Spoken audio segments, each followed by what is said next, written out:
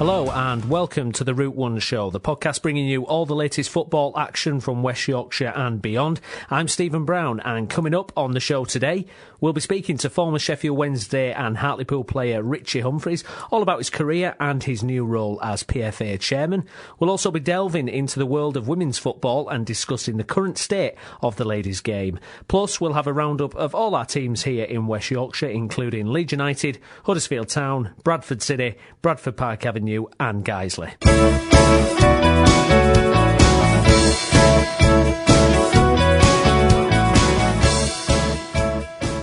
Well, I'm thrilled to say joining us on the telephone now is ex-Sheffield Wednesday and Hartlepool player and soon-to-be PFA chairman Ritchie Humphreys on the telephone. Hi, Ritchie. Good evening, how are we doing? I'm good, thanks for joining us on the show. Now, we'll come to your role as PFA chairman shortly, and congratulations on that. But let's go back in your career now. You started off professionally at Sheffield Wednesday, but before that you were playing for Sheffield Boys.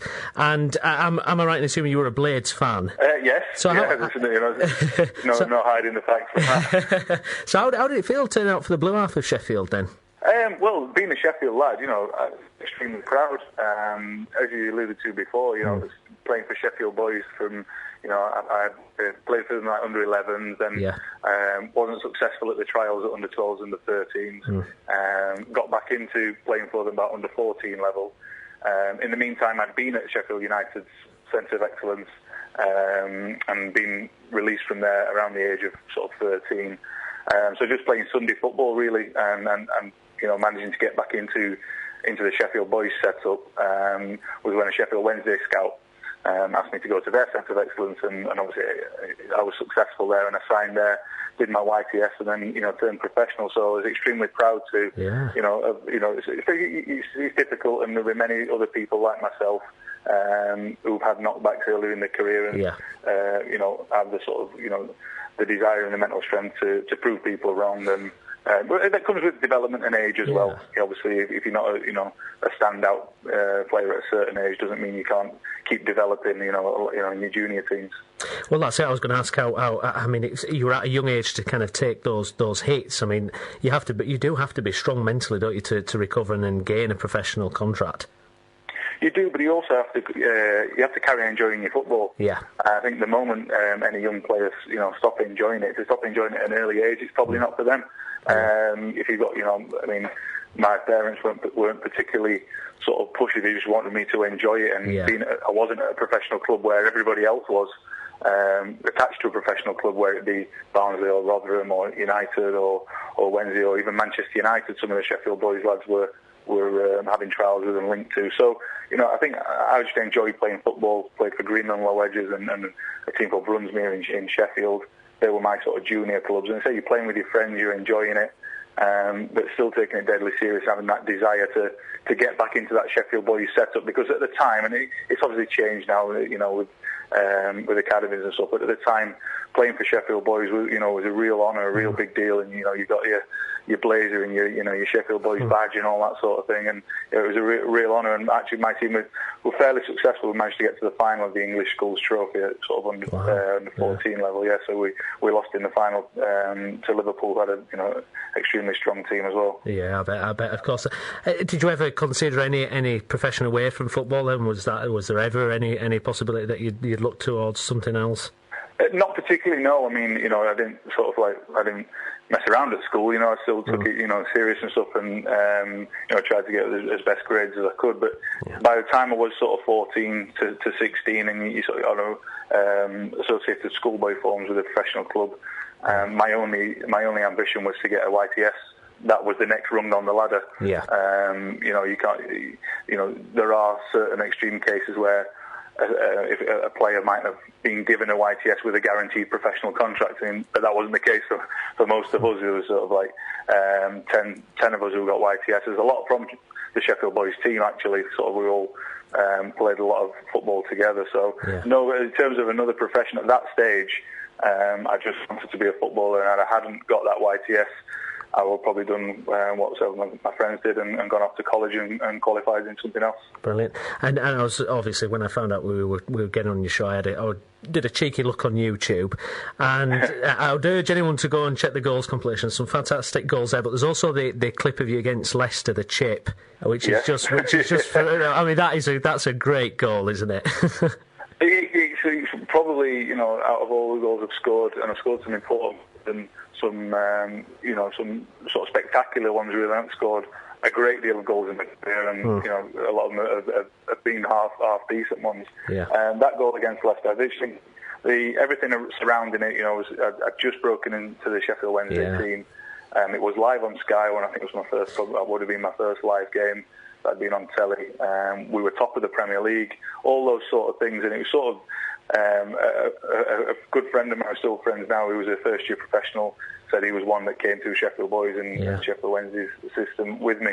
I came in the next day, we were in for a warm down. He said, "You like Roy the Rovers at the minute?" and he always brings it up, and it was really it was a tremendous start for myself, but for the club at the time, the top of the Premier League, and it was a half successful season. I think we finished just outside the European places, but in terms of goals I've scored, I think it is one of my best, certainly.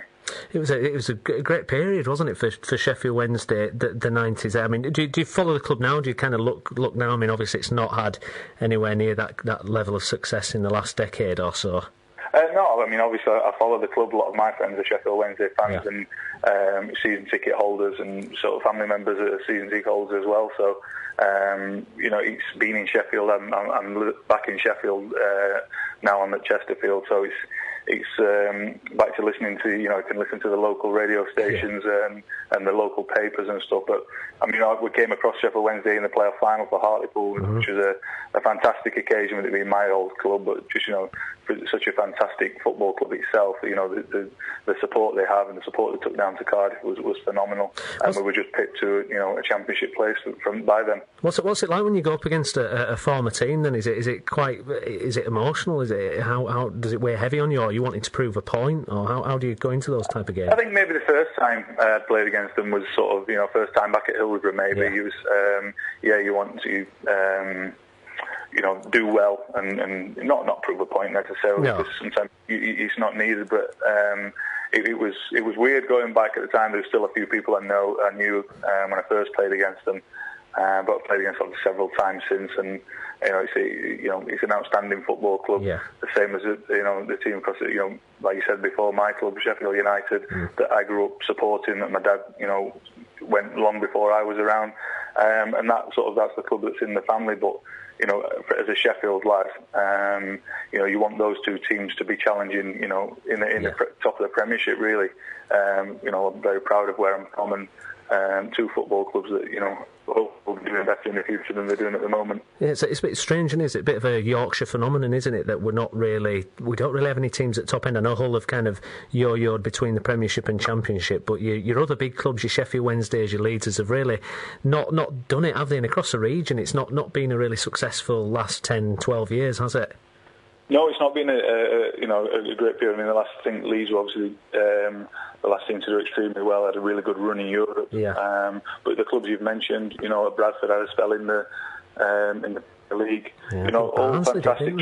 Barnsley, really good traditional football clubs. Yeah. And it's tough. It's tough to get out of the Championship and to break into that Premier League.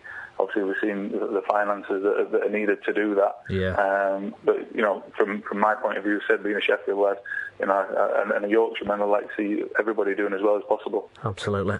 So, I mean, moving on to your time at Hartlepool now, you spent 12 years, wasn't it? You were there. Yeah, 12 overall, seasons, which is incredible. What were some of the high points? What were some of the memories that really stand out for you at your time at Hartlepool? Well, I mentioned the playoff final just there. A tremendous occasion. 18,000 fans we took down to Cardiff that day. Absolutely amazing to take. The club was on the brink of breaking into the Championship, something that they've never done before. We were very close, and you can look back and we weren't sort of sour and unlucky losers, but we had a man sent off and a penalty given against us, which was which was harsh on us. We played extremely well that day, and had an extremely fantastic season to get there. Yeah. But along with that, a couple of promotions out of League Two. I've had a couple of relegations as well, which would be in the low points.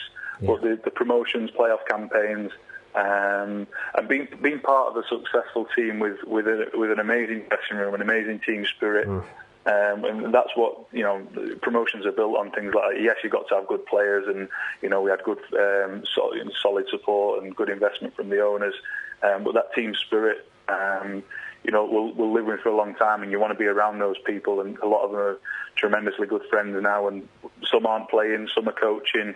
There's one or two that are still playing. But every 6 months or so, we try and get together and have a beer and reminisce, sort of thing. But just catch up with each other and see how each other's we've got families now, and it's a really special bond that we've got. And sort of the end of the season, we'll try and get away for a couple of days and just again enjoy being in each other's company again. Now, we always like to ask players that come on the show who was the best manager that you played under. What strengths did they have? What were they able to do with the players at the disposal that really made them stand out? Really, I played with a lot of managers, and obviously the best manager would be the best bits from everybody. But I think I played under Danny Wilson twice, once at Sheffield Wednesday and then at Hartlepool. And I think what I learned more the second time round at Hartlepool, I was obviously a little bit older and I was getting into doing my coaching badge and stuff, was seeing that the way how tactically aware he was and how he managed people. Not necessarily managing footballers, but managing people in general. And I've been on courses and stuff since, and I a tremendous amount of respect for Danny. Fantastic. And in terms of who you played with, I mean, played with such a wide variety of players. Who would you put amongst the top, say, 2 or 3 players that you've played with in your career? Well, I'd have to go back really as far as when my career started, because some of the players that I had the privilege of playing with, in the first team and to be in the reserves when I was, when I was really a second year YTS, playing with Dr. John Sheridan in the reserves. I mean, what a footballer! Probably the best passer of a ball I've played with. Phenomenal vision and awareness. Could tackle. Had a goal in him. Fantastic ability, and obviously he's gone on and applied his trade as a coach and manager. Chris Waddle, probably one of the greatest footballers the country's ever produced. To learn off him and to be around him. It was my job actually when I was a YTS to clean the showers and the bath. Oh, really? So I'd quite often have to run in my bath after training. But you'd be happy to do it though, wouldn't you, Chris Waddle? Well, of course, exactly. Absolutely. You've seen him play, for Marseille and for England, and then all of a sudden, you're in the same environment as him. And I got to play with him for the first team for the reserves. He ended up being my coach as well. So. Phenomenal talent. Paolo Di Canio, phenomenal talent.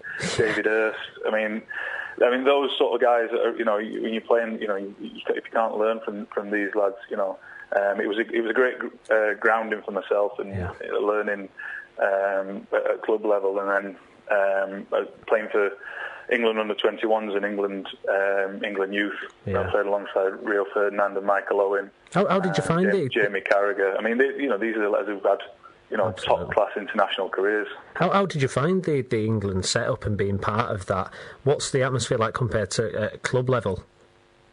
Well, obviously it's slightly different. Nobody knows each other inside out. It's not the same feeling of the dressing room. But the period I had, it was each squad was very similar. So lads did get to know each other a little bit. And I went on the England youth was England under-20s, which was a under-20 World Cup in Malaysia. In 1997, so obviously we were away for a long time together there, and obviously you get to know each other a bit better. And there was probably a feel-good factor after Euro '96, I can imagine as well, wasn't there, around England at that time? I seem to remember. Yeah, certainly, and some of the players. I mean, Michael Owen had literally just played, I think, one game for Liverpool, but he came and had a fantastic Youth World Cup. Danny Murphy again was on that trip. There's Jamie Carragher, Jody Morris. Lads, Kieran Dyer, lads who had, brilliant Premier League careers. Now, moving on, so it was announced at the end of September that you will be replacing Clark Carlisle as the new PFA chairman in November. So I guess first question is, how do you feel about taking on this role? I'm very proud. I've been involved with as a member since I was a YTS at Sheffield Wednesdays when you when you join up. And when I was at Hartlepool, each football club has its own delegate, and our delegate at the time was Paul Stevenson, who was retiring. So I took on the role as delegate, and then really got to know the ins and outs of what the union can do for its members. Yeah. And from there, I went on to the management committee, which is sort of made up of the delegates that want to give up their time and are interested in helping, sitting on a sort of a board of and helping. Not sort of making decisions, but helping the executives. Obviously, we have the executives and deputy chief execs and lots of staff that run the union for its members. But it was really interesting to me to be on that management committee. Chris Powell was the chairman when I first went on. So I've been doing about 5 or 6 years now. And obviously Clark was chairman after him. And for me to go in after Clark, it's something I'm very proud of. And one thing. We are as a committee is we're all like-minded in that we want the best for our members. Absolutely fantastic. And you've mentioned Clark there. I mean, a huge figure in the game. How does it feel, kind of stepping into his shoes? Then is it something that you think you have to live up to, or is it kind of just following on from the work that he's done? Well, it's following on the work that all the chairmen have done, and how we've progressed forward as a union, year by year. Not necessarily, we're all different people. Clark was different to Chris, and I'll be different to Clark. We're all different individuals. Yeah. But what we have to do is take on board what our members want from us as a union, because that's what it's all about. It's all about our members and not any individual. What do you think some of the challenges are that you'll face as PFA chairman? I think I've done a few interviews regarding it, and like I just said there, it's about the members and what we can do for them. And there's a tremendous fallout of professionals at an early age, and part of what we do is re-educating these lads, and getting them sort of qualified as quickly as possible, hopefully before they've come out of football, to give them a foot on, run on the ladder to start their second career, because it's a really small percentage that have a long playing career. It's only 7 or 8 years now, the average length of the career. Wow. So it's preparing our players, and it's not at all. And I feel very fortunate to have played as long as I have, and I've got experience of playing, say, top end Premier League players, and all the way down to to League Two, and I've played in each division, and I represented England at under 21 level. So I think I've got the experience, to hopefully get real contact with our members and find out, because the PFA does tremendous work, and there's always dressing rooms that are really appreciative of the help they get for education and for benevolent grants and accident grants and things like this.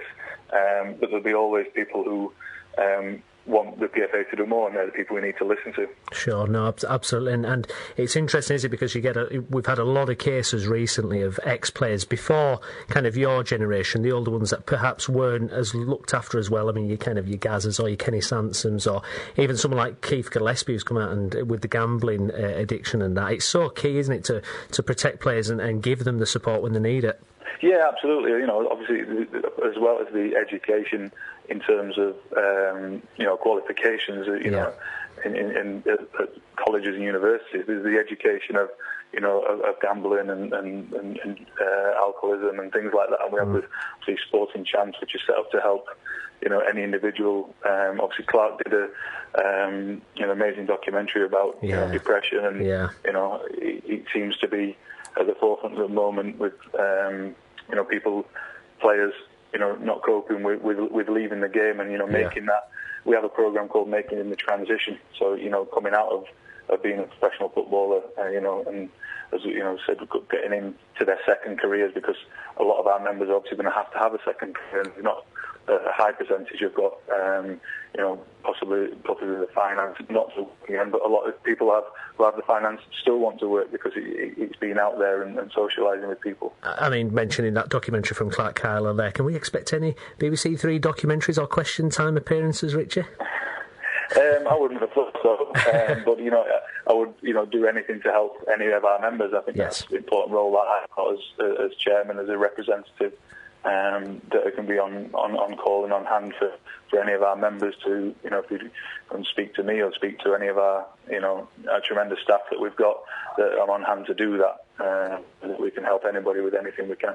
Fantastic, and I can't let you go before asking, England qualifying for the World Cup, are they going to do it, Ritchie? Well, we hope so, don't we? Everybody, in football, out of football, and everywhere there's a tournament on, everybody gets tremendously excited, and you want England to do well, you want England to win it, and first of all we've got to get the qualifications done, and we've got the games coming up this week, so everybody will be watching it on the edge of their seat, and hopefully we can qualify, and we can look forward to watching the tournament in the summer. Richard, absolute pleasure to speak to you, and thanks very much for coming on.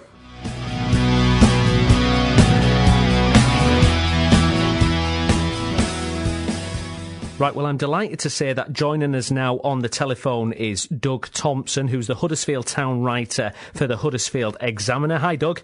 Hiya. Hi, thanks for joining us on the show. So I guess we'll start with that game last weekend against Watford. Huddersfield losing their unbeaten home record. How significant is that in the season?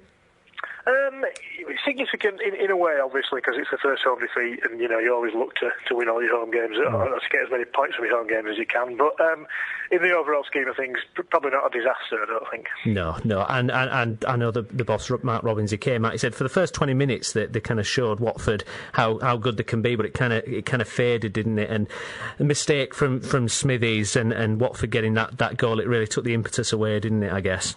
Yeah, it did really. I mean, pretty much what I said in my piece after the game was that, Watford are a year further on in terms of playing the way that Huddersfield Town want to play. Yeah. So they're obviously a bit better at it, a bit slicker at it. And at the end of the day, they're a pretty good side, they beat Town fairly comfortably twice last season. Yeah. It doesn't, the 3-2 win at the stadium was probably more comfortable than it sounds, really. Yeah. So, in that sense, I think there was, there's signs that there's a bit of progress from Town at the moment. Absolutely. In terms of the expectations, what you kind of gather from the club and the fans, what's a good finish for Huddersfield this year? I mean, they're in 13th at the moment. I'd say, from my own opinion, a mid-table finish, and I think probably the club thinks something like that. The players obviously talk about getting to the playoffs and being on the edge of the playoffs, and that'd be great if they could do that. But I think avoiding a relegation scrap like the one we had last season, that'd be a success really, because it's Huddersfield Town are definitely progressing, they're going forward in a lot of ways, but it's got to be a sensible rate of progress, and you can do things too quick sometimes and pay the penalty for that really. Yeah, absolutely. It's not a patient game, is it, football at the moment? I mean, looking at it, I guess I was going to say, where do you think Huddersfield need to improve? But I guess you think it's just a case of it needs to be building up slowly, doesn't it, really, rather than rushing to try and fit the pieces together?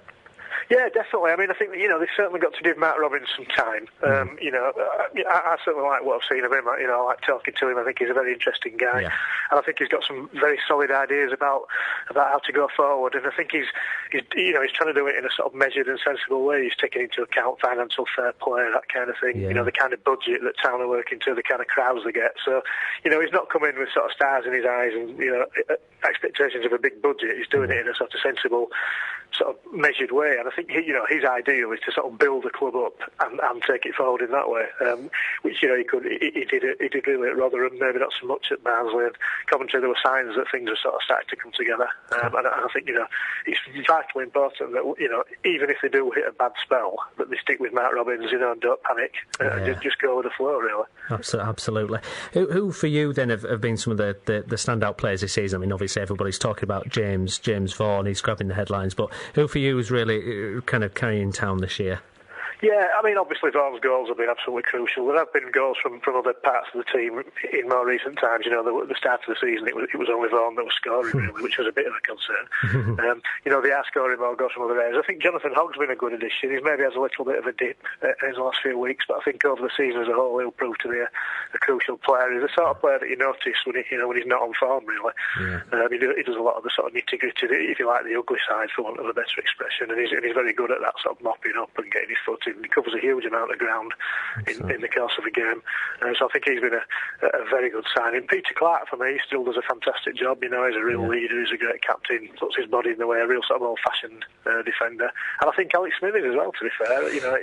He has a few critics, but, I'm not one of them. I certainly like him. Yeah, I was going to say, because obviously after the mistake, I heard, I was reading some of the fans' reaction, and he kind of got a bit hammered, didn't he? And really, there's been a couple of games where he's kept Town in it, though, hasn't he? So it's a bit harsh, it seems, to kind of criticise him so quickly, but it seems to be the nature for goalkeepers when you look at Hart at England level, and it's the same thing, isn't it? Yeah, I was going to mention Joe Hart. It's an excellent point, really. A keeper makes a mistake, and 9 times out of 10, it results in a goal, really. That's the problem that you've got. Who in life doesn't make a mistake? And that's a problem. And, you're in the spotlight all the time. And I think, if you analyse what Smithies does, he makes far more good saves than he makes mistakes, basically. Yeah. I think he'd be the first to accept that there's areas in the game that he needs to improve. But, relatively speaking, he's a young lad, really. I think last season was a good learning curve for him because he stayed pretty much injury-free. In fact, I think he stayed injury-free throughout the campaign. He'd had a lot of problems in the 2 seasons before that, so he came back.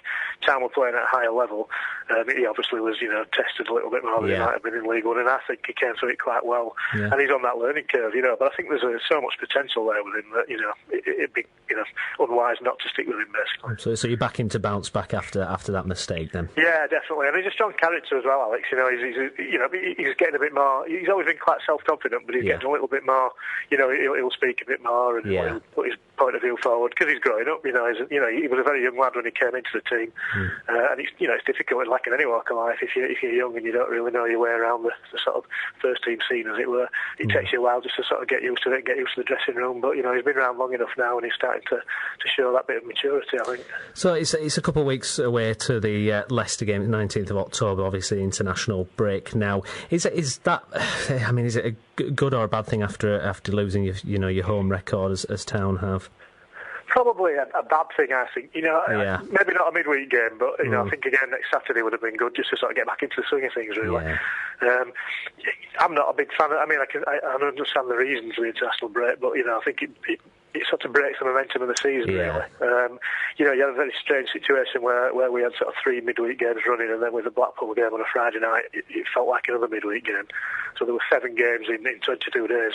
Pretty much, and now we haven't got another midweek game until December, so it's a funny sort of feature setup, really. Everything's sort of piled into that 3 weeks in between the 2 international breaks. And, I know there's a bigger picture to look at, and various reasons why games on certain dates, but I think playing each Saturday is good, really. It feels strange to me to have a Saturday and not to have a game, really. Absolutely.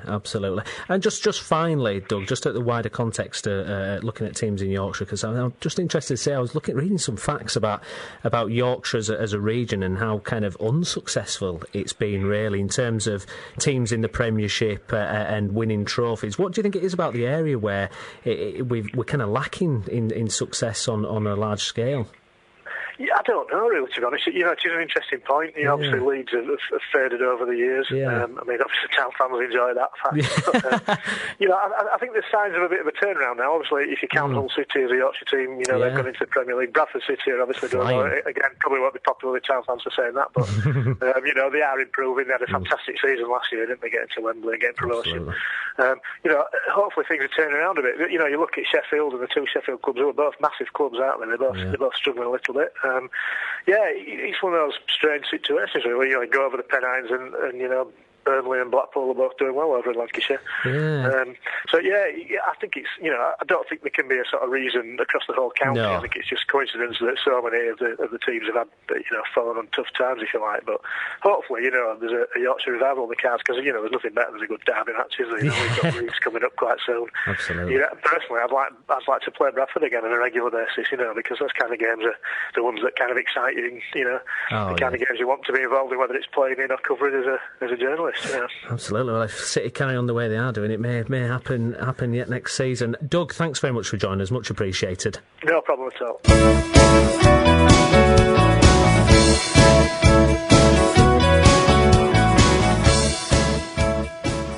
OK, let's have a look at the Championship and Leeds United, and I'm delighted to say joining me on the line now is Yorkshire Evening's Post chief football writer covering Leeds United. It's Phil here. Hi, Phil. Hi, Steve. Thanks for joining us.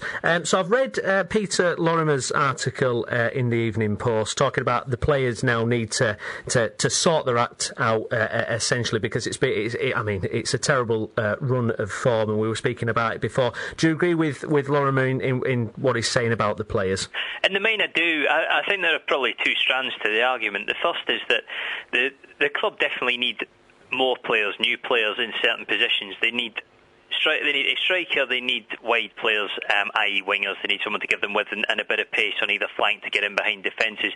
But I don't think that alters the fact that an awful lot of the players, certainly in the last 3 or 4 games, haven't played to their potential, haven't played as well as they did in the first month. And I don't think Leeds are looking at the moment anything like a top 6 championship side. I don't think they're looking up to that standard, but I certainly think they're better than they're playing at the moment. And I think to look particularly at the performances at Millwall and Derby County and the first half against Burnley at Ellen Road, it was so far beneath the sort of organised competitive football that we saw in the first month of the season that I think to a large degree the blame does need to lie with the players. There are questions to be asked of McDermott's tactics, and I think the sort of tinkering with team selection and formations as well, I wouldn't imagine that has helped as such. No. But I think the bottom line is still that an awful lot of the players who are in his side haven't played well, and when they do that en masse, as they have done in a couple of games, you're going to lose, and you're going to lose quite badly. And Derby was there was not a lot to take out of Derby, really. I didn't think at any stage Leeds performed well, and I would go as far as to say that if Derby hadn't sat back so deeply after scoring the second goal, they could have won that in an absolute canter. Yeah, they could have thumped us by a few, couldn't they? There's a lot of division amongst the fans about Noel Hunt. He's not scored a goal for us yet. He works hard, and he's obviously been, he's played under McDermott before, and he works hard for the team, but are Leeds getting enough out for him? Do you think he's warranting his place at the moment there, Phil? I always liked Hunt when he played at Reading. I always thought he was an effective player in different positions up front. And as much as I didn't think it was a stellar signing in the summer, I thought it was a good one. And I thought if he was fit and in shape, that he would certainly bring something to the club. It was quite interesting because I interviewed him last Thursday at Thorpe Arch, and he was very sort of open and honest about what's going on. I think he has struggled to a degree to accept and to kind of stomach the criticism he's had on Twitter in particular, and it has been quite abusive and a little bit excessive. But at the same time, I don't think he's oblivious to the fact that he hasn't played well and that he hasn't contributed as much as a summer signing should have done. Whether he's a reliable goal scorer, I have my doubts. I don't think his career shows him to be that, but he is clearly a good player up front, and you can tell that by his CV and his past record, and by how heavily he was involved at Reading at a time when they were very, very successful. Yeah. If I'm being sympathetic to him, I don't think the strikers at the moment have anything like enough chances to run onto, enough balls into the box to feed on, and enough scope to play in the position where they're likely to score goals. I think if you reviewed his performances so far, you'd be staggered by the amount of time that he's spending out on the wings looking for possession, trying to create things, trying to get the ball into the box. And, with the best player in the world, that's not his forte, and it isn't working. And he said himself, that part of the problem he's having is that he is spending too much time on the wings. But I think that's a byproduct of the fact that Leeds don't have a great deal of width, and they don't have players who are out there creating in his stead. And if they did have wingers, then I think it would be far easier to judge, effective wingers, far easier to judge Hunt and to make a decision on whether or not he's going to be a success. And I would say that the jury should still be out on him. I do think that at this stage, 2 months in, it's not fair to be saying that he's not up to standard, because I'm not sure we're in a position to be certain about that. But there is no doubt he needs to play better, but I think he realises that himself. And I suppose it speaks volumes that probably our main creative force, certainly for the last couple of games, has been the 18-year-old Mowat, who we've spoken before, great talent. But I mean, it does say a lot when you kind of suddenly relying on an 18-year-old to whip your crosses in.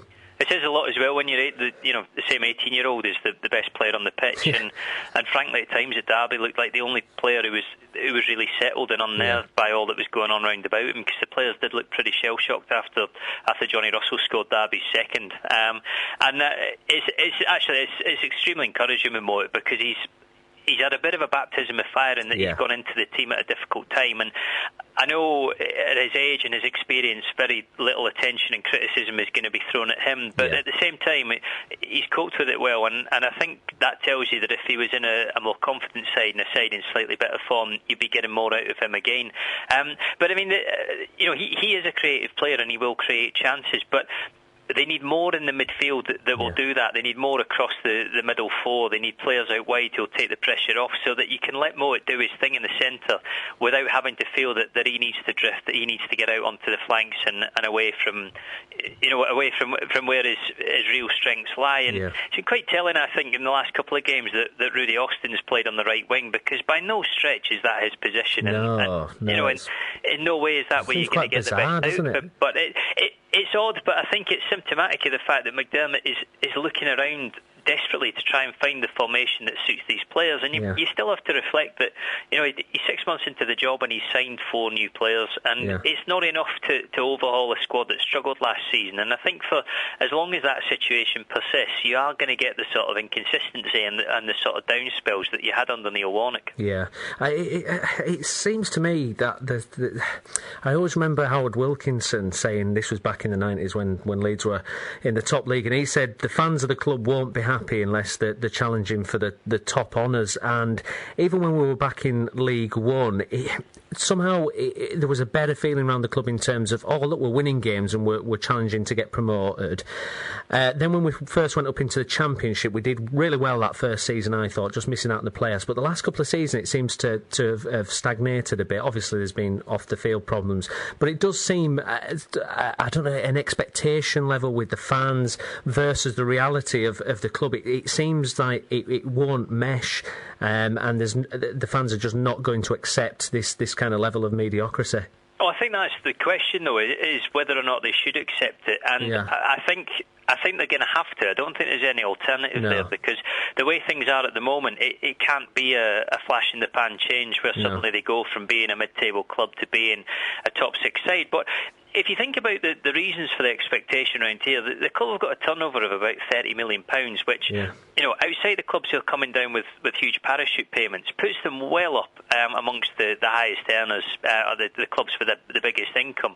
They've also got crowds consistently at home of over 20,000. They could be bigger, admittedly, but they're still pulling in attendances that other clubs can't match and will never match. And all in all, there's an awful lot of scope for Leeds to be successful if the ground is laid right and everything is productive and put together in the right way. But I agree with you. I think the years outside the Premier League have been so long and so many that patience is worn thin, and I can't be critical of that because ultimately it's year after year of hoping and being disappointed. And I think particularly the second season under Simon Grayson, when it came to nothing and never looked like coming to anything, and the year under Neil Warnock, when a lot was expected of him and ultimately he failed to deliver or even close. And again this year, people see Leeds down in 14th. They've lost 5 of the last 7 league games, and it begs the question of, is this season already petering out towards the usual result and the usual outcome? And it's very hard when you've got big crowds, and when you, particularly away from home as well, where you're talking 4,000, 5,000, 6,000, week after week. Very difficult to say to them, look, this is going to take time and we are doing things right. I think it would help if people had the feeling deep down that there were long-term plans at Ellen Road that had a very high likelihood of kicking in and taking effect. And I think if Leeds had done more during the summer, if there was, if a larger transfer budget was more apparent, if the financial strength of the club was clearer as well, people would perhaps be a bit more optimistic and a bit more prepared to believe that McDermott and GFH are going to get it right where Warnock and others under Ken Bates got it wrong. And I certainly think that promotion this season is asking too much. It might be wrong, and it might be that things that happen in the loan market and in January make a big difference. But if they are already heading to next summer in another reshuffle, if that is the way it's going to work out, then telling people around here that they've got to accept that is difficult. And I think McDermott would understand himself that selling that message is never going to be easy. But will it be the way it pans out? We'll see. But I think at the moment, 14 points from 11 games, you're going to have to see a massive upturn for the playoffs to become seriously realistic. Absolutely.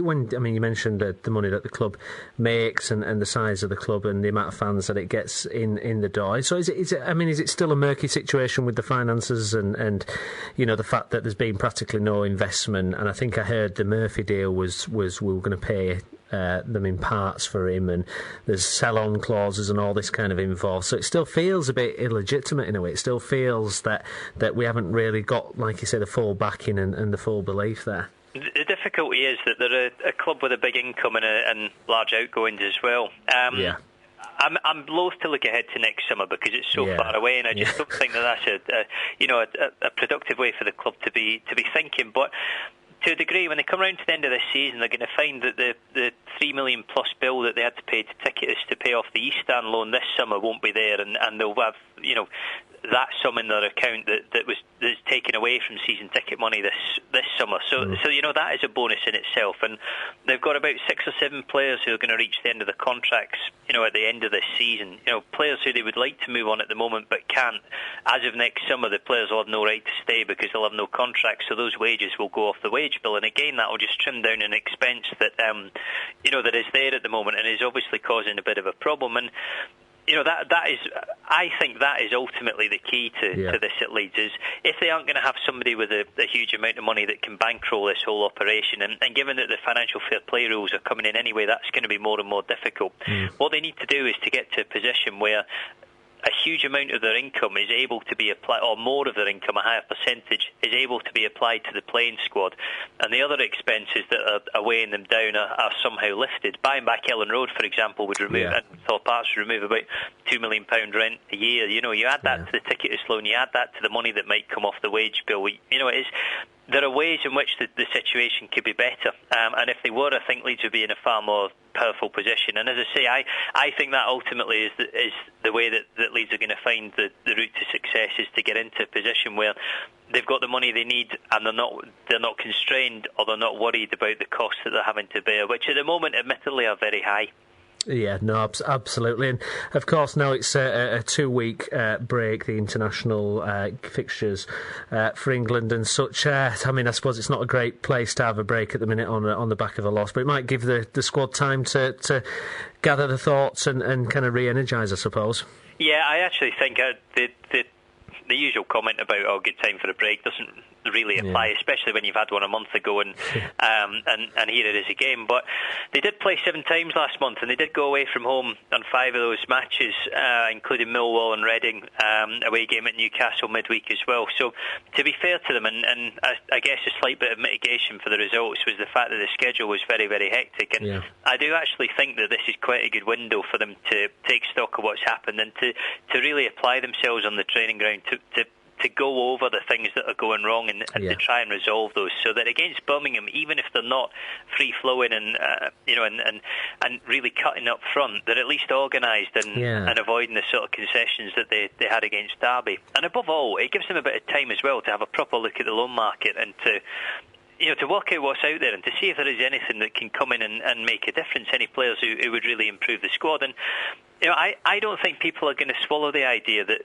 nobody of the right talent or of any use is out there. It might be that the players who have the talent and who would be useful are players who Leeds can't afford, but that's a totally separate argument. And I think if the money is there, and if McDermott does within reason have free rein to get who he wants, I would imagine that there are people out there who could make a difference, and I would very much hope that by the time Birmingham comes around, that speaking specifically about the final third, they've found players who can do that and who can just give them a little bit of impetus where they don't have much at the moment. Absolutely. Well, Phil, I hope next time we speak it's a bit better news. Fingers crossed. And Leeds can get away. It could be worse. Our Guiseley correspondent is very depressed at the moment because they're on an even worse run of form. It just goes to show. I'm a Heart of Midlothian fan, and they're currently on a negative points tally. So it does get worse, and people always have it worse than you. But I don't think that ever sort of answers the questions and the concerns that people have about Leeds United. It's their own club, and that's what they're interested in, and that's the way it'll always be. Phil, pleasure to speak to you. Thanks very much, mate. Thanks, Steve.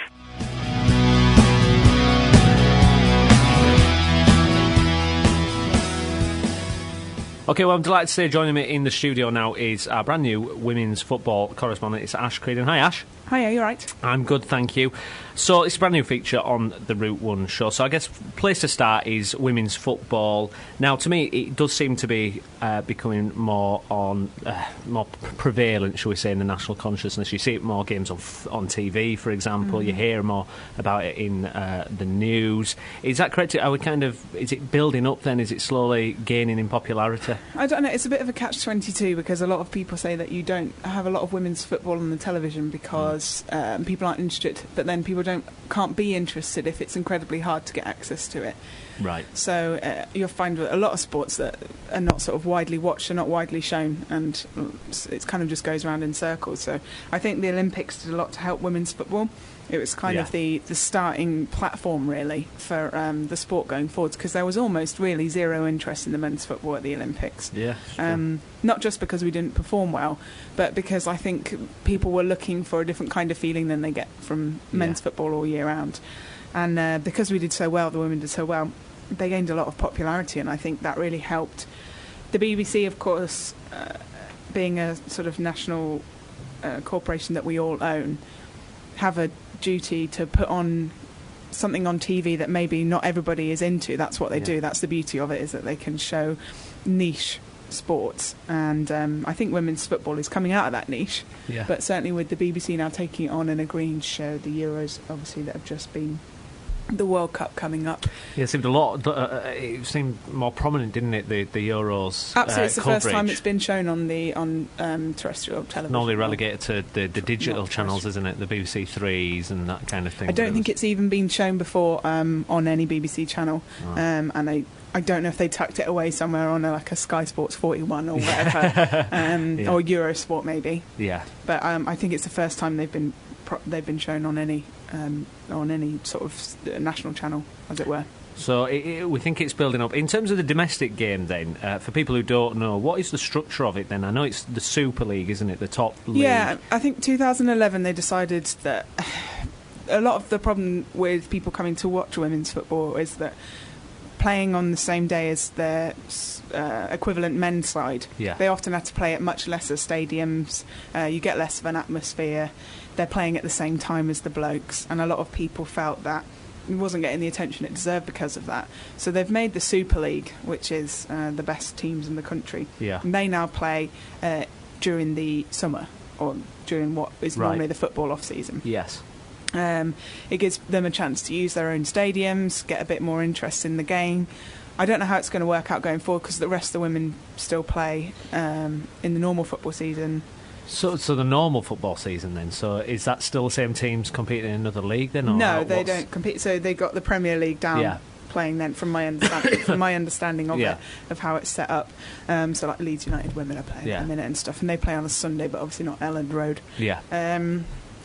So I think they're still ironing it all out, and Arsenal win everything in the Women's Super League. They've got the most amount of money, as they do in the men's side as well, obviously, and they've also got the best kind of junior and club structure for bringing through players. So they're way ahead of other teams. To the extent where it's not even really a great competition, in my opinion, at the minute. So I think teams are up and coming, they're getting there.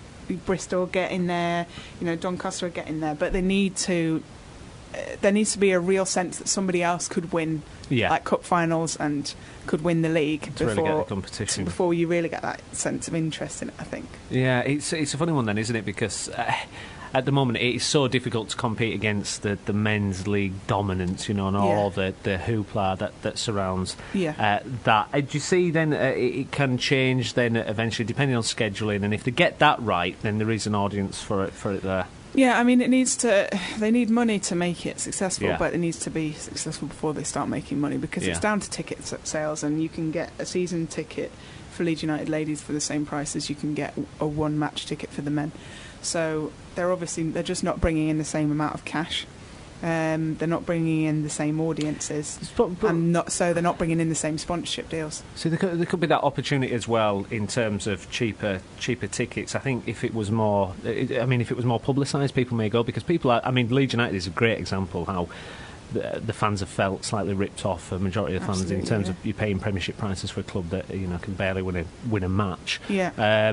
Is there that opportunity there then that with slightly lower prices you can get people in their gates and fill the grounds. I think so. I mean, football's not special in having its women's game underrated. No. I think tennis is probably the only sport that's managed to get it close to right when it comes to interest in the game on both sides.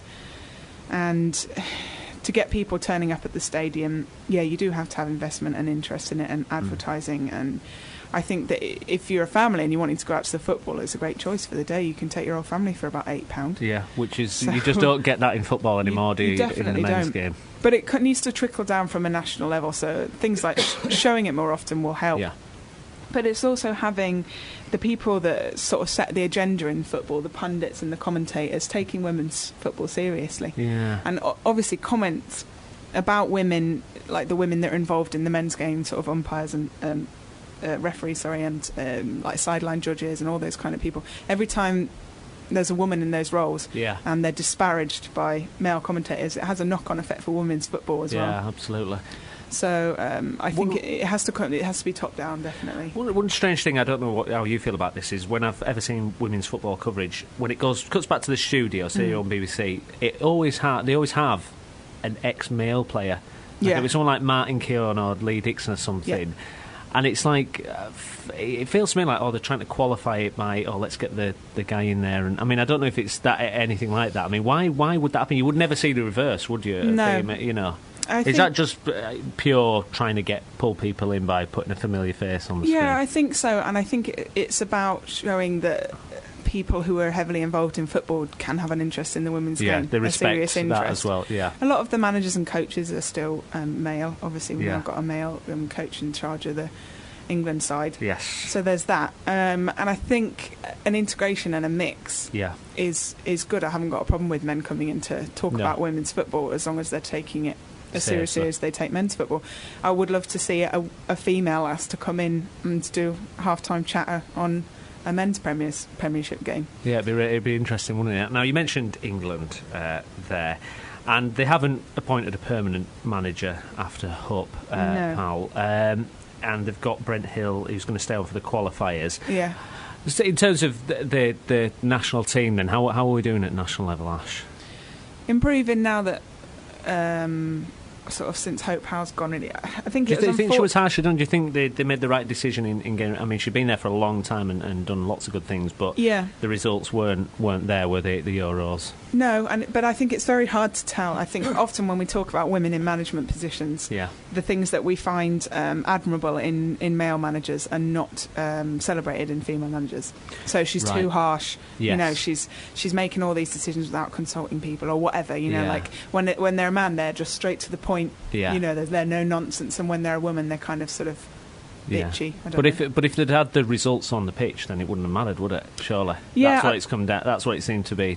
Driving. That's what you think, but then if we went out in a qualifying round to the Euros in the men's game, would we change the manager? Would we change the coach? Probably not. Because there's a lot more leeway for failure than there is in the women's side. I'm not saying that I think her leaving was the wrong decision. No. But I think the press that surrounds it is so personality based. We're looking at her as a person and not really at her results over the years. Yeah. But I think they do need something fresh. They've had 15 years with her. Yeah. I don't know if they're going to stick with Brent. I think he hasn't got the glitz and the glamour that perhaps they're looking for to push the game forward. I know they've got a couple of coaches interested from American football, as in soccer in America, and not American football. And obviously they're the ones in the world who are really setting the agenda when it comes to women's football. I mean the American League and women's soccer. That's always been popular in my mind, hasn't it? You find that sort of the towns and cities that have a successful women's soccer team over there really support them, and everyone knows about it. And there's very little interest in the men's game really. Over there, and they love their women's soccer. So I wouldn't be surprised. If they, even though I know Brent wants the job, if they wouldn't be interested in getting somebody in with a little bit of star power, to come and have a look at the team. But I mean, he's done very well. He's had 2 matches with them, 2 wins, 6-0, 8-0 in World Cup qualifiers. England haven't lost a qualifier since 2002, so we're in good stead anyway. I mean, they're low down teams. We need to keep our eye quite literally on the ball. we're ranked 11th. I think Turkey, who we beat 8-0, ranked 65th. Yeah. Belarus are 27 places below us. So they've not had the toughest of qualifiers. Definitely not. So when it comes to a World Cup, then what would be a kind of realistic aim for the team? Do you think? What would be a successful World Cup? I think when any competition that the Americans take part in is going to definitely have an impact on the results that you can expect. And we went out to the USA last time, didn't we? Yeah, and it's so different to the men's game, obviously, in that respect. You know, the clubs that are really at the top of the world are not the same in the women's game. No. So I think to say that I think quarter-final, semi-final is no problem. Yeah. I don't anticipate us getting stuck in our group. I mean, we've got Ukraine to play, and Wales. Wales only beat Belarus 1-0. We beat them 6-0. So I'm not anticipating a huge problem. But that as with a lot of sort of young teams and new teams, you do tend to drop your level when you're playing against a side that perhaps are not quite up where you are. So I'm happy to see there's lots of goals gone in. But they need to make sure that they're sort of maintaining that forward motion all the time. And raising standards, absolutely. So looking at a more local level, Ash, and particularly here in West Yorkshire, what's going on in the women's game, and what are some of the teams who's about? Well, Bradford City obviously have their women's side. Been promoted last year due to a kind of almost a mix-up at the top of the league, basically. The two teams that could and should have been promoted, neither were, for various reasons. That ground size and facilities and and there's a lot of that in the women's game, unfortunately. Clubs not being able to be promoted. You get that lower league in the men's game, because they just haven't got the facilities.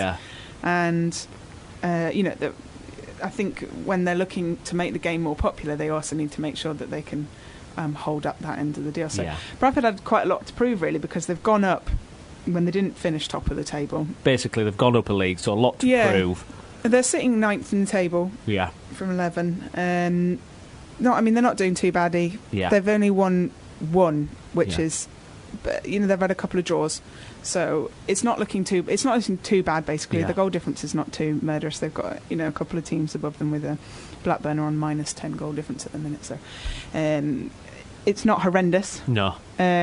Sheffield sitting at the top there have won 4 out of 5. So, but they've done well to get where they are. They've got a Leeds United team below them. You'll be sad. Down in 10th.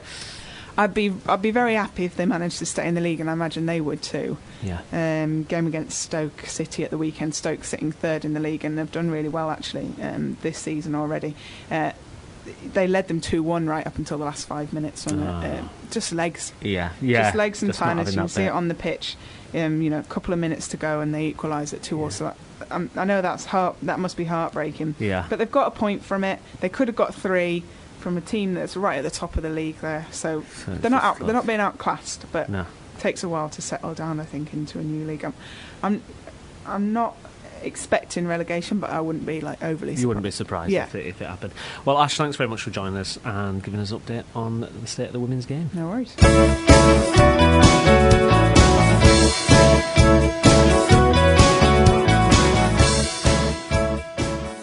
Right, let's have a look at League One and Bradford City. And I'm very happy to say joining us on the telephone now is our Bradford City correspondent. It's Pete Chapman. Hi, Pete. Hi, Stephen. Now, I do have to say the difference when we call you compared to Colin Robertson, who's our Guiseley reporter, it's unbelievable. Every week it's bad news at Guiseley, and every week it's fantastic for Bradford City, starting the Walsall game on Saturday. Indeed, what a fantastic away victory. And Naki Wells out injured, yet the goals haven't dried up, which is what people thought might happen when Wells was in the team and was the only one scoring. But now Kyle Reid, James Hanson, 2 goals in 2 games each. And what a goal from Kyle Reid as well. Kyle Reid, yeah, absolutely, with a cracking goal against Walsall. Kyle Reid, the emergence of him this season, I mean, he wasn't a fan's favourite, I think we've mentioned this before, but his performances and that goal on Saturday, I mean, it's out of the top draw, isn't it? It is, yeah, and I think you're right, he wasn't a fan's favourite. I think that there was a feeling that he wasn't giving everything, that there was more to come. And when talking to Phil Parkinson last week, he's been doing a lot of work in the gym, trying to build up his strength, and it's starting to pay off. He is starting to take people on, he's starting to put in decent crosses, and he's getting more goals, which is he has to do. There weren't anywhere near enough goals from him last season. No. As what do you think his position will ultimately be? Where do you think he'll play on the park? I think he will stay out wide, but possibly go down the wing quite so much, maybe cut inside a bit more, because he is dangerous. And Bradford City have got 2 or 3 penalties or free kicks around the area from him cutting inside, because full-backs are taken by surprise, and they just, not necessarily intentionally, but accidentally bring him down. And the away form looks sorted now, doesn't it? It does, yeah. All that worry about not having got an away victory, 2 in a row. And of course, look to Tranmere now on Sunday to try and keep the home form going. Yeah, and I mean that's got to be a home banker, hasn't it? Tranmere sitting bottom and one winning 10. You can't see any other result than a win for City, surely. That would appear to be it, yeah. It would appear to be Bradford City definite win, but these are always the dangerous ones, aren't they? You play the team that's bottom, haven't won many, and then suddenly they beat you. In terms of, you mentioned, because Wells is out now, do you think Parkinson's changed the formation at all to kind of suit the fact that Wells is now out of the team for a little bit of time? I think it was interesting that the injury occurred in the Shrewsbury game, because he brought Mark Yates on to play that role rather than either Alan Connell or Andy Gray, who were on the bench. And I think that was because Yates would be more like Wells, fast, nippy, diving in and feeding off what Hansen was laying on, or what the crosses or the through balls were coming, rather than more traditional striker, which of course is what Hansen is. And they don't really need 2 of those up front. No, absolutely not. And now Bradford City sitting 4th in the league. They've got 21 points. They've got a plus 13 goal difference. I think people may have said City for the playoffs, but is there one eye on the automatic positions? I think you always have to look at the automatic positions, but let's not forget there's a lot of big sides in this division that they haven't played yet. They haven't played Wolves. They haven't played Coventry, of course, and they're the that had that points deduction and are not doing too badly at all. And you can't see Sheffield United ending up down the bottom either come the end of the season. So I think there's still a lot to mess around with in that division in a way. You've got some very, very big teams in there who are all doing very well. And Bradford compared to last season, Bradford are flying, and of course we know what happened to them. They came good at the end last season, so they can get even better towards the end of this season. There's no knowing what could happen. Absolutely. And McHugh and McCard are there on international duty. Is that a bit frustrating? Well, I think when if anyone heard the interview last week, Phil Parkinson just hopes that McCardle particularly gets some playing time, because he's not a young 16-year-old going along for the experience. He's a mature professional that if you're going to come along because someone else has dropped out with an injury, then at least give him some playing time, just having sat on the bench. Yeah, it's frustrating, isn't it, to lose them for a game and then they watch them sat on the bench. It doesn't make sense. Now, Bradford Park Avenue are playing Penrith in the FA Cup qualifying, and if they get through, there's a chance later on down the line that they could end up playing the rivals from the city, Bradford. Can you imagine that one, Pete? That'd be cracking, wouldn't it? It would, yeah. I mean, I think I'm right in saying that Avenue's last away game in the league was at Valley Parade. Wouldn't it be great to, in the resurgence of Avenue, to have a cup tie against City? And I think in all realistic situations it would be played at Valley Parade just for crowd control and such like. But it would be fantastic for the city of Bradford and for both teams. It might even be a chance of getting on TV, something like that, might it? Well, indeed, yeah. I mean, we know now Bradford have got a Sky match in November against Coventry when it's another international weekend. But to get Avenue on telly again, of course they were on with Doncaster last year. It'll be great and great publicity national publicity for a team that many people don't even really realise still exists. Absolutely. I mean, I was talking earlier with the new, soon-to-be new PFA chairman, Ritchie Humphreys, and we were talking about Yorkshire as a whole, and it seems this season that Bradford's propping up Yorkshire in both its teams, isn't it? Because the rest aren't doing too great. What do you think it is about the region that hasn't produced successful teams? I mean, obviously Hull have yo-yoed in the Premiership and the Championship, but in general, the region has not been successful. No, I mean, they haven't had a league title since '92 when some team won it. They haven't had a cup finalist, I think, since, was that 93 with Sheffield Wednesday? Yeah. Of course, that year you had the old Sheffield semi-final as well. Yeah. It is strange. It just doesn't seem to have been a footballing hotbed since then. That the teams have all been on the slide at the same time. And of course, Bradford made the Premiership in '99, stayed there, but they didn't really set the Premiership alight, to be fair to them. No. And ever since then, until last season, it's been a downward spiral for them as well. Well, let's hope there can be a change in the fortune of our teams in the region. Pete, thanks very much for joining us. You're welcome. Take care, mate. See you later. Bye-bye. Okay. Bye-bye. Bye.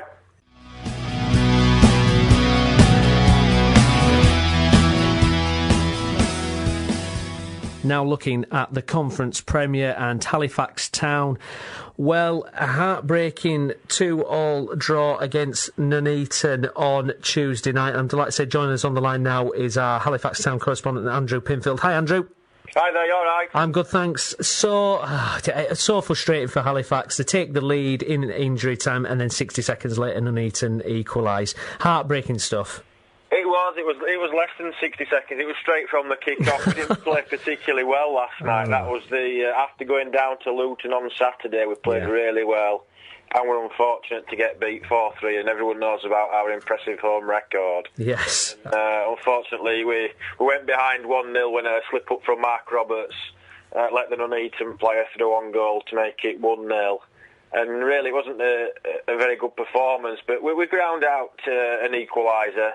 And then we thought we'd grab the winner in stoppage time. The fourth official put 3 minutes up. In the second minute, Ryan Toulson got on the end of a cross back from Scott McManus, and we thought the game was over. Everyone was celebrating, and by the time everyone had sat back down, Nuneaton had equalised in the 93rd minute, and the referee blew his whistle. So it's one of those games, Steve, that bit of a kick we didn't play particularly well. It was a kick in the team. But you thought you'd snatched it. yeah, and then not to worry, we'll just hope to break our away day voodoo on Saturday down at Woking. Yeah, and it's Woking up next. I mean, they're not having a great season. They're languishing in 21st place in the division. That's a perfect opportunity, would you say, for Halifax to break this away problem? Well, it is, because the performances, barring Kidderminster away when we were second best all night, the away performances haven't been too bad. And on Saturday, we thought we'd got it sorted when we took a 3-1 lead at Luton. And unbelievably, we lost 4-3. We hit the post, we hit the crossbar. So you're just trying to think, well, when is Halifax Town's look going to change? So they'll be travelling down to Woking on Saturday in decent spirits. We're mid-table. The table is very, very tight. Couple of wins and you're soon in the thick of the promotion hunt. And hopefully Lee Gregory might be back as well Saturday, because he got a dead leg at Luton at the weekend and missed last night's game. And Josh Wilson and Kevin Holsgrove came into the side. But hopefully if Lee Gregory's back, then it might just start our away form. Well, there's no way form, but certainly get the away voodoo off our backs. Absolutely. It's a fascinating league, like you say, so tight there. I mean, you look at the stats for Halifax, and 0 goal difference, 23 goals scored, 23 conceded. It's such a tight league, isn't it? It's so competitive now through the divisions. Well, it is. That's the thing. I think if you look at the league table, I think somebody's mentioned that we've got the most goals scored in the division, and we've got 11 different goal scorers. So the team are certainly chipping in. Both full-backs have got on the score sheet. The Mark Roberts has got his goal from centre-back. The midfield players, Dan Gardner's on fire. He's got 5 goals, level now with Lee Gregory. So there are goals coming from all over the team, but we just need to tighten up at the back and stop conceding goals. Yeah, absolutely. And it could be a perfect chance against Woking there. Well, Andrew, thanks very much for coming on and joining us. Thanks you. Take care, mate. Take care. Bye-bye. Bye-bye.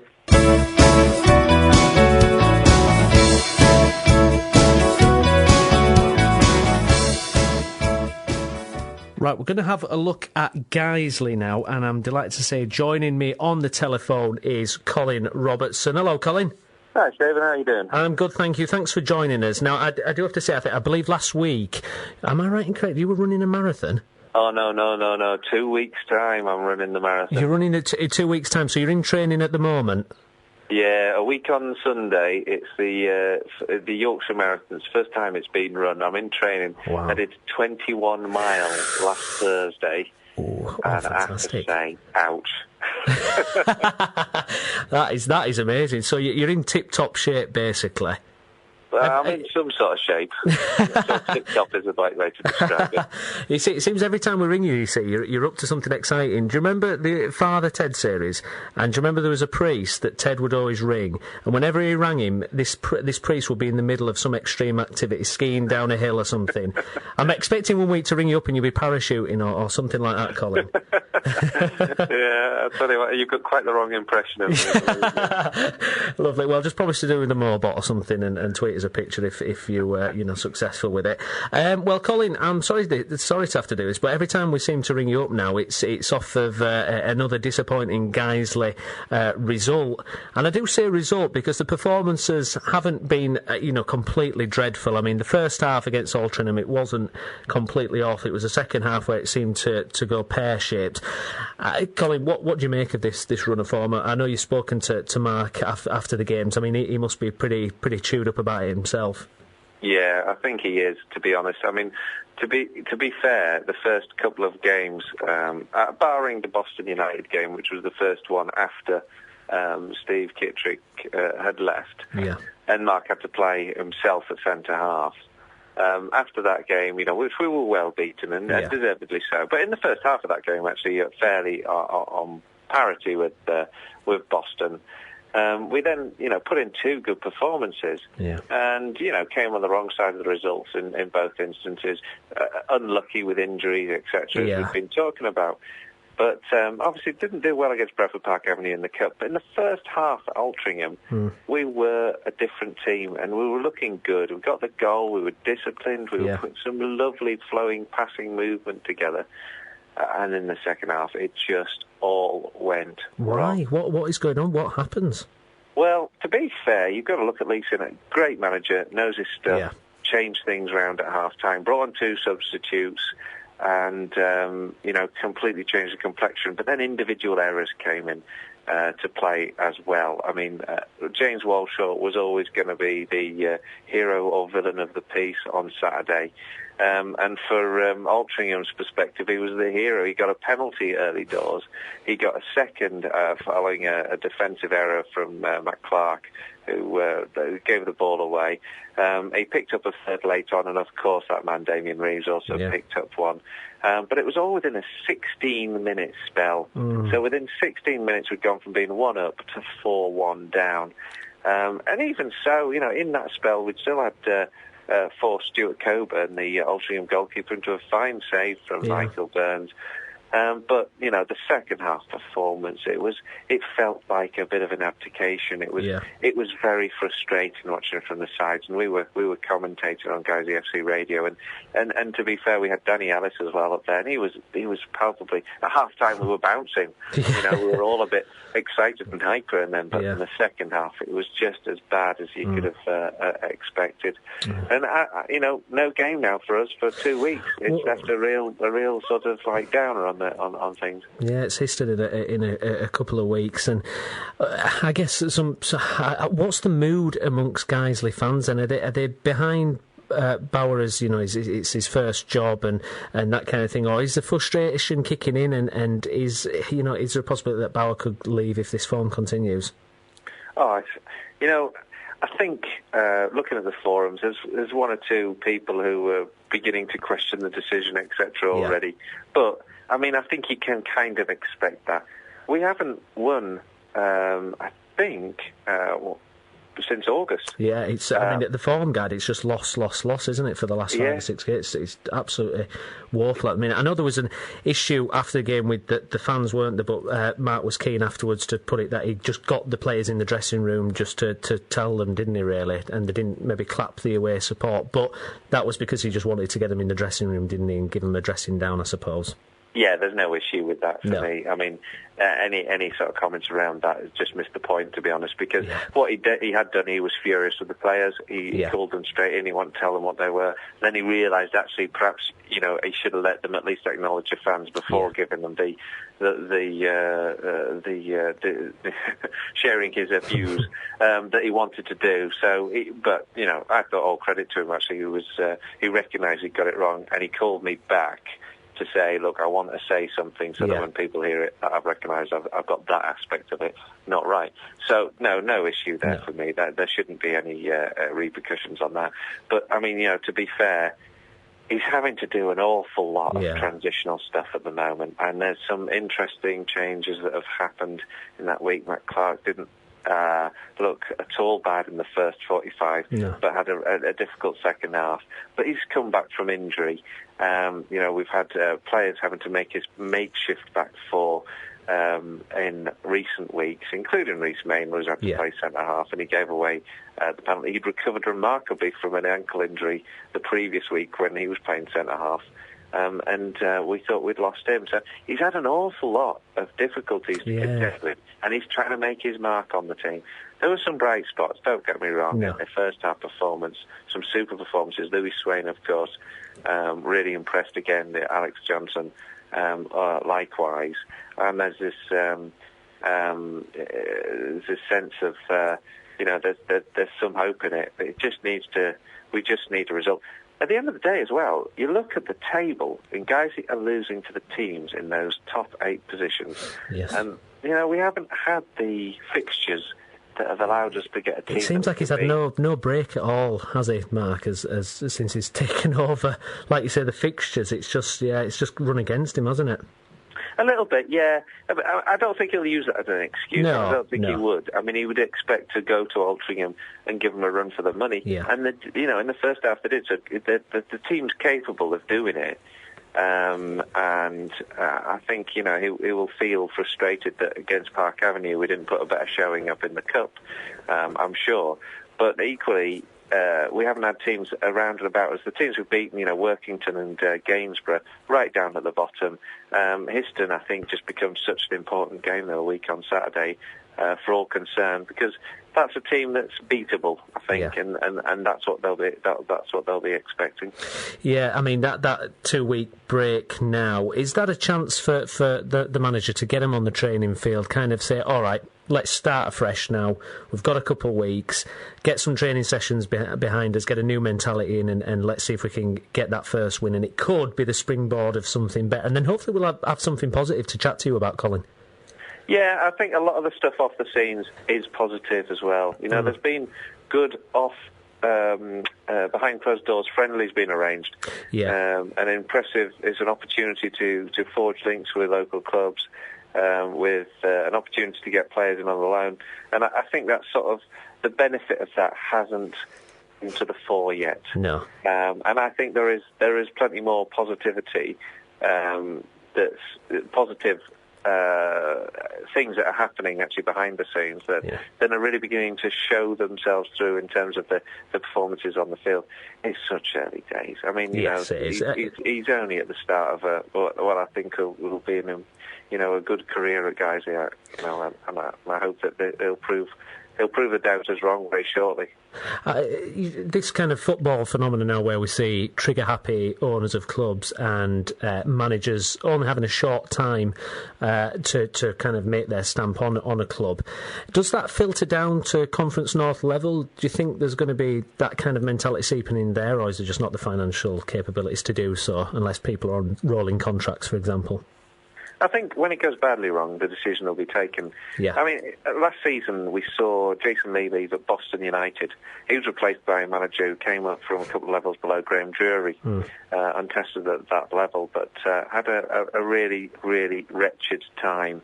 Just saw defeat after defeat after defeat for Boston, and that's a club that expects more, former league club, as you know.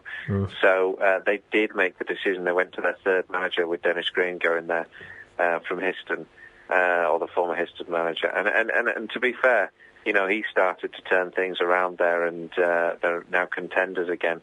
I think that's the only example I can think of where a team's really not given a manager such a reasonable crack of the whip, really. So I don't think we sort of will see the Premiership phenomenon with the cameos going after a few games. I don't think we see that really at the Conference North level. I don't think you can afford to switch it and chop it and change it. No, absolutely not. Well, Colin, thanks very much for coming on, and I hope next time we speak it's better news for Guiseley and the fans. Well, next time we speak might be next Thursday, in which case nothing will have happened between now. Well, yeah, absolutely. So one thing I can guarantee, this time next week, guys won't be beaten. Exactly, yeah, which is good news. That's the way to start. Lovely, Colin, thanks very much, mate. Cheers, Steve. Take care, thank you, bye-bye. Bye.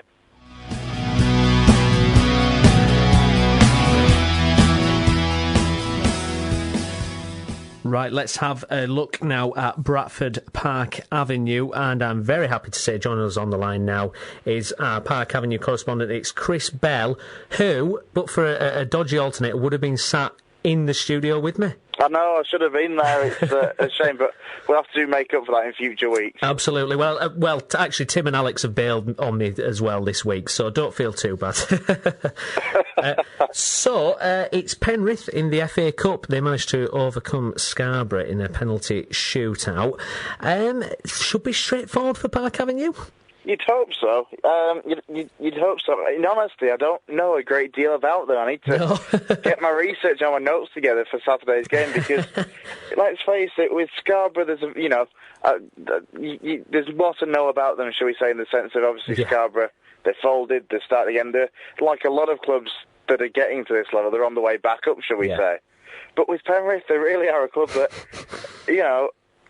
the likes of Burscough and I think Camel Laird that got to these early FA Cup rounds a couple of years ago. They really are one of those unknown sides and unknown quantities. But with the way that Park Avenue play, it should be simple enough, or you'd hope so anyway. Absolutely, and we'll come on to that league form in the moment where they're just absolutely flying. Do you think then there's a possibility Park Avenue get through a couple more rounds and then in the proper draw, shall we call it, and obviously played Donny last year? Good chance that they could do that again, couldn't they, Chris? You'd like to think so. It's going to be tricky. Obviously, if Park Avenue can get past Penrith, the next round, I think the fourth qualifying, is the one where the conference national sides come in, so that's when you could get the likes of Kidderminster or Luton or Macclesfield Town, some pretty big sides for non-league standards, shall we say. That couldn't, you kind of look at it and hope that when you get, if we can get past Penrith, you then kind of hope for what should be a relatively easy home tie against a lesser side, just to allow you to progress into that proper first round. And that's when fans of clubs at this level can properly start dreaming of getting.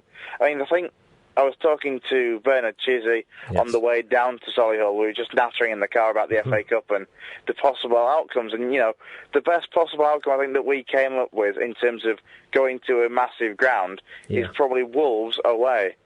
Because you're away at Molineux, which is a good 25,000-30,000 seat stadium. That, of course, was Premier League ground only 2 seasons ago. So I think in terms of stature of away trips or potential away trips, that's probably the biggest. But obviously, it'd always be great to get someone like Sheffield United or even Bradford City. What a tie that'd be as well for the first round. Oh, that'd be the dream tie, wouldn't it? Park Avenue and City reunion. That'd be unbelievable. But looking at the league form, Chris, and you alluded to how good Park Avenue have been. This unbeaten run continued against Solihull Moors, getting to a 2-2 draw. When I been here at the BCB where we volunteer and we cover Park Avenue, it seemed like they may not be able to snatch it, but there you go. It's another another game where they've managed to keep the unbeaten run going. 10 games unbeaten it is now, I think, in league and cup so far for John Deasy's side. As you say, on Saturday, as soon as they fell behind, you kind of felt that it was going to be very there was a sense, wasn't there, that you just thought they wouldn't, but... it really did feel that, that was going to be it. They were just going to end up losing by 2-1. But then Chris Howarth, 87th... This was the thing with that game, is you were looking at the first 80 minutes, frankly, were a pretty drab game. Yeah. And then the last 10 minutes, it really got going. It started to become a much more open, end-to-end game for some reason. Mm-hmm. And that's when Park Avenue managed to throw everything that they could, really, at Solihull. And Chris Howarth, 87th minute, pops up with, frankly, an unlikely and arguably just about deserved equaliser. I loved your commentary on that, Chris, by the way. That was fantastic. We were bouncing back and we heard you scream. I was like, yes, there we go, that's good. There was at least something for you to put in the highlights package. So. Absolutely. So, I mean, everything's going well. I mean, although Park Avenue, they've drawn quite a lot of games, 5 games so far this season. If they turn a couple of those into victories, they'll soon start to climb the table, won't they, if they can manage that? Well, this is the thing. Not too far off the playoffs. I think it's probably about 3 or 4 points. So this is the thing. If they can, get a couple of wins together in games where you'd look on paper and think, the best you could hope for is a draw. Take, for example, Altrincham at home. That game, which was meant to be being played this Saturday, but because of the cup, that's been pushed back till, I think, the early stages of November, I believe. That, on paper, is one of those games where you kind of look at it and think, you'd be pleased to take a point, even though you're at home. Altrincham, an outstanding side. They had a great comeback against Guiseley at the weekend. Yeah. Walshaw, of all people, notching up a 15-minute hat-trick to kind of, really add insult to injury for Guiseley on that occasion. Yeah, I just talked to a depressed Colin Robertson about that. Altrincham at home is a game, where you'd be pretty happy to take a point. They're a very good side of Altrincham. If it's that kind of fixture where, on the night, if they can just turn that type of game, just snatch something, take all 3 points, they're very much back in and around the mix, it has to be said. One other thing as well, from speaking to John Deasy after the game on Saturday, now this is something that I'm going to have to bring up with the chairman, John Dean, ahead of the cup game on Saturday. Yes. Is the referee on Saturday's game, I'm not sure whether you or not you've heard the post-match interview I did with John after the game on Saturday, but he had issues with the referee, shall we say? Right. To the extent that, in John's words, the referee manhandled him after the game and tried to have a go at him. Now, I find that difficult to believe, Chris. I can't imagine anyone manhandling John Deasy. Well, this is the thing. The referee himself, he wasn't exactly a particularly a big fella, shall we say. However, as you'll hear in the interview with John in Sports Scene ahead of Saturday's game, apparently he comes out and says that the referee manhandled him and that he would have been writing a report to the FA. Now, obviously, at this stage, we can only presume that he will have filed that report. So I need to speak to John Dean, the chairman, see if that's gone ahead. Yeah, exactly, to find out the whole situation behind that, because, frankly, it was absolutely bizarre. That's incredible, isn't it? Was this supposed to have happened kind of inside, not obviously on the side of the pitch at the end? Where is it meant to have taken place? Apparently, it was basically, it was after the final whistle, when all the players and the managers, etc., were going back into the dressing rooms after the game. This is when, supposedly, the referee and John Deasy is supposed to have had this altercation, as I say, supposedly manhandled the Bradford Park Avenue manager to the extent where, he's obviously wanting to write a report and a complaint about him. I mean, he also said that in the interview that apparently Bradford Park Avenue or John had always had, there's always been something, shall we say, with this referee whenever he's refereed their games. Wow. But as John described it, on this occasion, he'd gone too far with his words.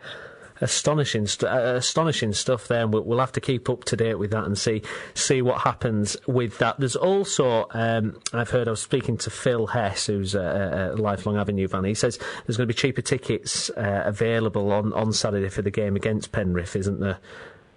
Yeah, absolutely. I saw it in one of the local papers earlier. I think it's just £8, I think it is, for adults. Yeah. Correct me if I'm wrong, I believe that's something along the lines. And it's things like that you've really got to hope that, even though it is potentially just lowly Penrith from, a couple of leagues below, you've got to hope that reducing the tickets, you can get a good crowd, because it is, it's all about the magic of the FA Cup. And, this is the thing.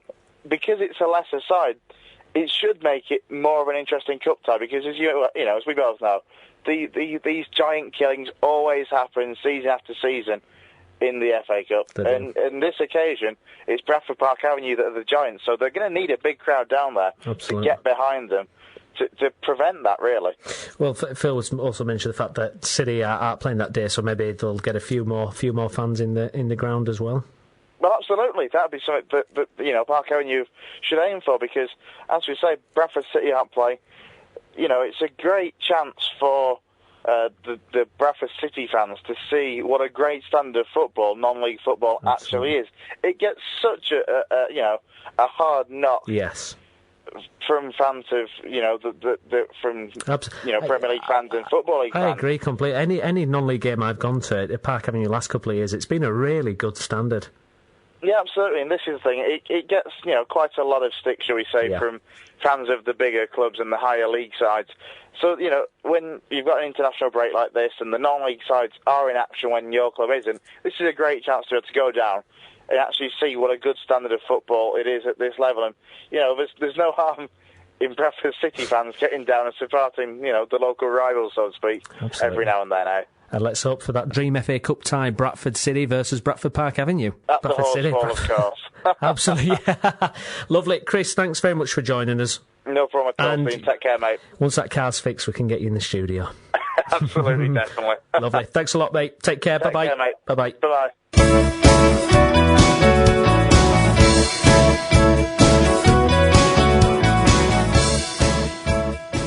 Well, that's about it for the Route 1 show this week. Remember, you can download and subscribe to the Route 1 show on iTunes, and you can listen on YouTube as well. There's also selected interviews from this show and previous shows available on Audioboo. Just search for the Route 1 show. And if you'd like to get in touch with us here on the show, you can tweet us at the Route 1 show or email us at theroute1show@gmail.com. I'd like to thank all our contributors on the show this week. I've been Stephen Brown. Thanks for listening.